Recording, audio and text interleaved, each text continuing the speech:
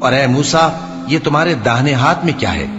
انہوں نے کہا یہ میری لاٹھی ہے، اس پر میں ٹیک لگاتا ہوں اور اس سے اپنی بکریوں کے لیے پتے جھاڑتا ہوں، اور اس میں میرے اور بھی کئی فائدے ہیں۔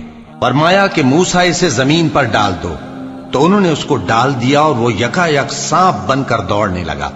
فرمایا کہ اسے پکڑ لو اور ڈرنا مت، ہم اس کو ابھی اس کی پہلی حالت پر لوٹا دیں گے، اور اپنا ہاتھ اپنی بغل میں دبا لو کہ وہ کسی عیب و بیماری کے بغیر سفید چمکتا دمکتا نکلے گا۔ یہ دوسری نشانی ہے تاکہ ہم تمہیں اپنے بڑے بڑے نشانات دکھائیں۔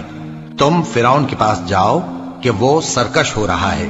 کہا اے میرے پروردگار اس کام کے لیے میرا سینہ کھول دے اور میرا کام آسان کر دے اور میری زبان کی گرہ کھول دے تاکہ وہ میری بات سمجھ لیں، اور میرے گھر والوں میں سے ایک کو میرا وزیر یعنی مددگار مقرر فرما، یعنی میرے بھائی ہارون کو۔